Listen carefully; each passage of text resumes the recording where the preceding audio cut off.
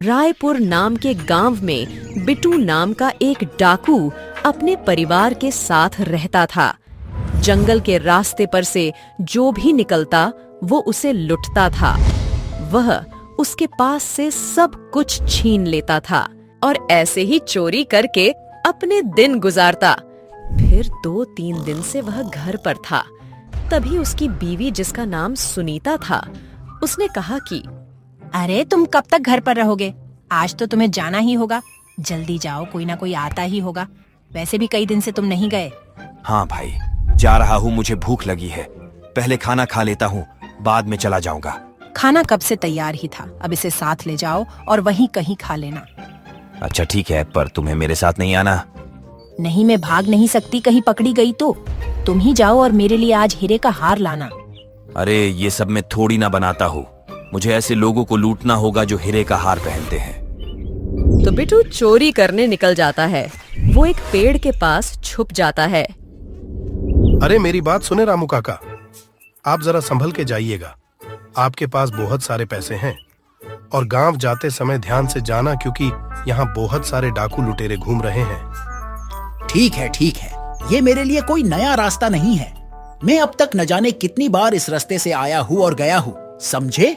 आप मुझे अपने साथ नहीं ले जाना चाहते, पर मैंने सुना है कि जंगल के उस रास्ते पर 3 दिन पहले कुछ लुटेरे दिखे थे, तो अपना ध्यान रखना। मेरी फिक्र मत करो, मैं पहुंच जाऊंगा। अब मैं चलता हूँ। रामू काका निकल जाते हैं और उसी जंगल के रास्ते पर पहुंचते हैं जहां बिट्टू किसी के आने का इंतजार कर रहा था। फिर बिट्टू रामू काका को छुरा दिखाकर रोक लेता है। हे, तुम्हारे पास जो भी है वह निकाल कर मुझे दे दो। नहीं, मेरे पास कुछ भी नहीं। मेरे जैसे गरीब के पास क्या होगा? ये तुम्हारे ठेले में क्या है? मुझे दो, मैं देखना चाहूंगा। कुछ भी तो नहीं भैया, रास्ते में खाने के लिए खाना ही ले जा रहा हूँ। झूठ बोल रहे हो। मैं उस ठेले की बात कर रहा हूँ जो तुमने पीछे छुपा कर रखा है। मुझे वह ठेला चाहिए, तुम्हारा खाना नहीं चाहिए। मुझे पैसे चाहिए जो तुमने छुपा कर रखे हैं, समझे? मैं तुम्हारे आगे हाथ जोड़ता हूँ भैया, कृपया मुझे जाने दो। तुम इतनी आसानी से नहीं मानोगे। ठेला दे दो वरना। बिट्टू ने रामू काका से पैसों का ठेला छीन लिया। उसने देखा इसमें बहुत सारे पैसे थे। अरे क्या बात है, इसमें तो बहुत सारे पैसे हैं। तुमने झूठ बोला। इस बात पे मैं अब तुम्हें छुरा मारूंगा। भैया ऐसा मत करो। मेरी बेटी की शादी के लिए मैंने पड़ोस के गांव से उधार पे पैसे लिए। अगर पैसे नहीं हुए तो शादी टूट जाएगी। भैया पैसे दे दो ना, मुझे पैसे की जरूरत है भैया, तुम समझते क्यों नहीं? अगर पैसे नहीं हुए तो मेरा परिवार सड़क पर आ जाएगा। झूठ मत बोलो, मेरे साथ ये सब नहीं चलेगा।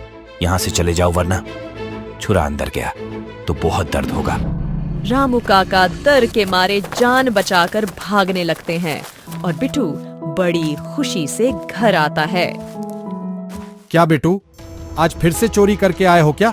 हाँ बूढ़े, आज तो बहुत सारे पैसे मिले। एक ऐसा बंदा मिला जिसकी बेटी की शादी के लिए वो पैसा ले जा रहा था। अरे ये क्या कर दिया?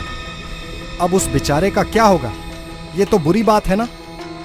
जब आपने मुझे सिखाया तब बुरी बात नहीं थी। जब आप चोरी करते थे तब आपको बुरा नहीं लगता था। अब आए मुझे सलाह देने। मुझे इस बात का बुरा लगा, इसलिए तो मैंने ये काम छोड़ दिया। अब तुम भी ये काम छोड़ दो और कोई ढंग का काम करो। तुम्हारे पास खेत भी है, तुम खेती क्यों नहीं करते? तुम इतने लालची क्यों? मैंने तो तुम्हें बोल दिया जो बोलना था। अब तुम्हें जो करना हो वो करो और मरो। यह सब बात करने के लिए मेरे पास टाइम नहीं है। बूढ़े, चल हट मेरे रास्ते से। अपने पिता से बात करके बिट्टू घर में आता है। सुनो सुनीता, इसमें देखो बहुत पैसे हैं। अब 1 सप्ताह के लिए मुझे जाने को मत कहना। वह तो ठीक है, पर तुम्हारा बूढ़ा पिता तुमसे क्या कह रहा था? तमीज से बात करो। उसे मैं बूढ़ा कहता हूँ क्योंकि उसने मुझे ऐसा बनाया। अब वो अच्छाई के रास्ते पर है, उसे छोड़ दो। क्या वह तुमसे पैसे मांग रहे थे? अरे नहीं, वह मुझसे चोरी करने से मना कर रहे थे। वो चोरी करने को पाप कहते हैं। उन्होंने छोड़ा क्योंकि वो अब बूढ़े हो गए हैं, उनकी बात पर ध्यान मत दो। तुम बच्चों के लिए कुछ लाए या खाली हाथ ही लौट आए हो? अरे उनके लिए एक जोड़ी कपड़े और मिठाई का डब्बा भी लाया हूँ। चलो उसे बुलाओ। मैं यहाँ हूँ पिताजी। अरे वाह, ये पिछली बार से भी ज्यादा अच्छे हैं पिताजी। अरे अच्छे ही होंगे ना, पिछली बार के कपड़ों से भी ज्यादा दाम पर लाया हूँ इसे। और ये तो देखो, मिठाई का डिब्बा भी है, खाओ इसे। हाँ पिताजी, ये मुझे बहुत पसंद है। पर इस बार आप जाओ ना पिताजी, तो मुझे भी आपके साथ ले चलना। मैं भी आपके साथ चलूंगा। नहीं बेटा, मैं नहीं चाहता कि तुम मेरी तरह बनो। वह दिन बिट्टू अपने परिवार के साथ बहुत खुशी से रहता है। एक हफ्ता बीतने के बाद बिट्टू हमेशा की तरह चोरी करने निकल पड़ता है। आज मुझे किसी नए रास्ते पर जाना चाहिए। सुना है कि उस रास्ते पर अब कोई नहीं आता। रमेश की बेटी सुरीली और उसका पति उस रास्ते पर से आ रहे थे, जिसकी अभी नई नई शादी हुई थी। जल्दी चलो बेटा, तुम्हारी अभी नई नई शादी हुई है।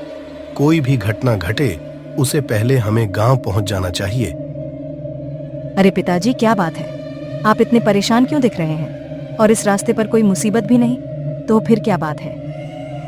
मैं परेशान हूँ क्योंकि हम दूसरे रास्ते पर आए हैं और इस रास्ते पर आगे क्या हो वो मुझे पता नहीं, इसलिए घबराहट हो रही है। बिट्टू ने उन तीनों को आते हुए देखा। लगता है शादी वाले लोग हैं। तब तो इनके पास बहुत से गहने भी होंगे। आज तो सुनीता खुश हो जाएगी और 10 दिन तक आराम भी करूंगा। हे, तुम लोगों के पास जो कुछ है मुझे दे दो, वरना मैं तुम लोगों को जिंदा नहीं छोड़ूंगा। देखिए भैया, इनकी कल ही शादी हुई है। हमारे पास जो पैसे हैं वो ले लो, पर हमें जाने दो। हम इस बारे में किसी को नहीं बताएंगे। तुम मुझे बेवकूफ समझते हो। मैं कोई छोटा चोर नहीं। मुझे पैसों के साथ गहने भी चाहिए, वरना तुम पता है ना, ये छुरा है छुरा। अगर जान चाहिए तो पैसे यहाँ रख दो। हमने सारे पैसे इस ठेले में रखे हैं। हमें भगवान के लिए जाने दीजिए और ये पैसे रख लीजिए। और वो गले में हार है वो भी दे दो। नहीं, ऐसा मत करो। ये मेरी मरी हुई माँ की आखिरी निशानी है। इसे मैं मुझसे जुदा नहीं कर सकती। भगवान के लिए छोड़ देंगे तो हम डाकू क्या भीख मांगेंगे। चुपचाप उतारो, वरना मैं उतारूंगा तो बहुत दर्द होगा। भैया, ये उनके माँ की आखिरी निशानी है और इनकी नई नई शादी हुई है। इन्हें हटाना ठीक नहीं। लगता है तुम ऐसे नहीं समझोगे। अभी समझाता हूँ। बिट्टू छुरा निकालता है और रमेश को छुरा मार देता है। रमेश वहीं पर अपना दम तोड़ देता है। अब भी तुझे हार नहीं देना। वह डर कर सभी चीजें उनको दे देते हैं और रमेश को उठाकर वहां से चले जाते हैं। तभी पेड़ पर एक भूत था जो बिट्टू को देख रहा था। हे बिट्टू, लगता है आज का दिन तुम्हारे लिए अच्छा है। बहुत सारे पैसों के साथ गले का हार भी तुम्हें मिल गया। तुम्हें इसे क्या लेना देना? मैं किसी भूत से डरता नहीं हूँ। तुम्हें भी ऊपर भेज दूं क्या? तुम कोशिश कर लो, पर मुझे ऊपर नहीं भेज सकते। मुझे यही सजा मिली है कि मैं कई सालों तक इधर उधर भटकता रहूंगा जब तक मेरे पाप पूरे नहीं हो जाते। वैसे तुम चोरी क्यों करते हो, बताओ मुझे। क्यों चुराता हूँ? क्योंकि मेरे बच्चे और पत्नी आराम से रहे, जिससे हमें पैसे की परेशानी ना रहे। तुमने परिवार के लिए किसी भले इंसान की जान ले ली। क्या तुम उनके लिए ये सब कर रहे हो? मेरी पत्नी कई दिनों से हीरो का हार मांग रही थी, इसीलिए मैंने ये सब किया। दोस्त, क्या तुम ऐसे ही पाप करते रहोगे? पाप करने के बाद तुम्हें बहुत कुछ भुगतना पड़ेगा, क्योंकि हर पाप की सजा मिलती ही है। ये सब बेकार बातें हैं। पाप और पुण्य कुछ नहीं होता। आज जो मिला वो मेरा है। मैं भी ऐसा ही सोचता था। 100 सालों पहले मैं तुम्हारे ही तरह बड़ा डाकू था। मुझे पाप से डर नहीं लगता था। अब देखो क्या हाल हो गया मेरा। अब मुझे हजारों सालों तक मुक्ति नहीं मिलेगी। मेरा हाल ही इस बात का सबूत है। अब तुम भी सुधर जाओ। अगर मैंने चोरी छोड़ दी तो मैं मेरे परिवार का ख्याल कैसे रखूंगा? तो तुम उसी परिवार के लिए ये सब कुछ कर रहे हो ना? तो अब ये एक काम करो, तुम तुम्हारे पापों को पैसों की तरह उनके साथ बांट कर देखो। बस स्वीकार नहीं करेंगे। मुझे ये पूछने की जरूरत नहीं, क्योंकि वह मेरे लिए कुछ भी करेंगे। वो पाप को भी स्वीकारेंगे। मैं अभी जाकर पूछता हूँ। बिट्टू भूत के कहे अनुसार अपने पाप को सभी में समान बांटने की बात करने आता है। वो पहले अपनी पत्नी से पूछता है। ये लो, हार और पैसे लाया हूँ। अब मुझे कई दिन तक काम करने की जरूरत नहीं। बहुत अच्छा है। मैं हमेशा से ये हार चाहती थी। मैं बहुत खुश हूँ। मैं जो कुछ भी मांगती हूँ तुम तुरंत से ले आते हो, इसीलिए मैं तुम्हें बहुत पसंद करती हूँ। अरे सुनीता, ये सब मैं तुम्हारे लिए ही तो करता हूँ। अब तुम्हें एक काम करना होगा। आज मैं बहुत खुश हूँ। मैं तुम्हारे लिए कुछ भी करूँगी। बोलो मुझे क्या करना है। आज मैंने एक आदमी की जान ले ली, तब ये सब आया है। तो अब क्या तुम इस पापों को मेरे साथ बांटोगी? ये क्या कह रहे हो? हम जो भी मांगे वो लाना तुम्हारी जिम्मेदारी है। मुझे फर्क नहीं पड़ता कि तुमने इसके लिए किसी की जान ली है। जो भी किया वो तुमने किया। और अब आधा पाप मुझे बांट रहे हो। यह नहीं हो सकता। नहीं, मुझे वो पाप नहीं चाहिए। मैं नरक में नहीं जाऊंगी। क्या हुआ माँ?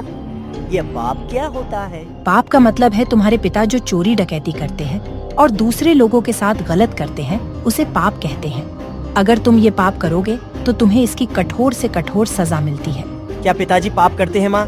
क्या पिताजी को उनके पापों की सजा मिलेगी?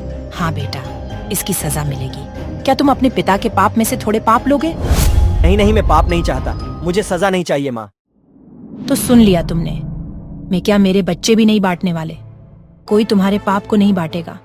और क्या हम नहीं चाहते कि तुम कोई अच्छा काम करो? यह सुनकर बिट्टू तुरंत ही भूत वाली जगह पर वापस चला जाता है। क्यों बिट्टू, बहुत जल्दी वापस आ गए? क्या तुमने सारे पापों को बांट लिया? मैं तुम्हारी बात समझ गया, पर वो मेरे साथ पाप बांटने को राजी नहीं हुए। और वो तो कह रहे हैं कि ये मेरी जिम्मेदारी है। मैंने तुम्हें पहले ही कहा था कि पाप को बांटने कोई नहीं आएगा। पर इन पापों से तो मुझे कभी मुक्ति नहीं मिल पाएगी। अब तुम ही कोई रास्ता बताओ। तुम सारे बुरे कामों को छोड़ दो और तुम्हारे पास जो कुछ भी है उनसे अच्छे काम करो। ऐसे ही धीरे धीरे तुम्हारे सारे पाप मिट जाएंगे। ठीक है, तुम्हारा शुक्रिया। तुमने मेरी आंखें खोल दी। तुम्हें शुक्रिया कहने की जरूरत नहीं। मुझे यही सजा मिली है कि अब मुझे तुम्हारे जैसे 100 लोगों की मदद करनी है और तुम उनमें से 20वें नंबर पर हो। मुझे कई साल बाद ऐसा कोई मिलता है जो बुरे काम को छोड़कर अच्छा काम करे, और उनमें से बहुत से लोग हैं जो वादा करके फिर पाप के रास्ते पर चले जाते हैं, जिससे मेरी सजा और भी लंबी हो जाती है। अब से मैं अच्छे काम करूंगा और अपने परिवार का ध्यान रखूंगा। मुझे पता है कि आज तक तुमने जिसको भी मारा उसको सिर्फ खरोच ही पहुंची है और वो डर के मारे वापस नहीं आते। ये मुझे तुमको देखते ही समझ आ गया था। उस दिन से बिट्टू को समझ आया कि जिसने पाप किए हैं उसे एक न एक दिन भुगतना ही होगा और अपना जीवन जितना हो सके उतना अच्छे कामों में बिताने लगा। हेलो दोस्तों, अगर आपको यह स्टोरी पसंद आई है तो जल्दी से हमारे चैनल को सब्सक्राइब करिए और कमेंट में लिखना भूलिएगा नहीं, और अपने दोस्तों को भी शेयर करिए ताकि वो भी कोई पाप करने का सोचे नहीं।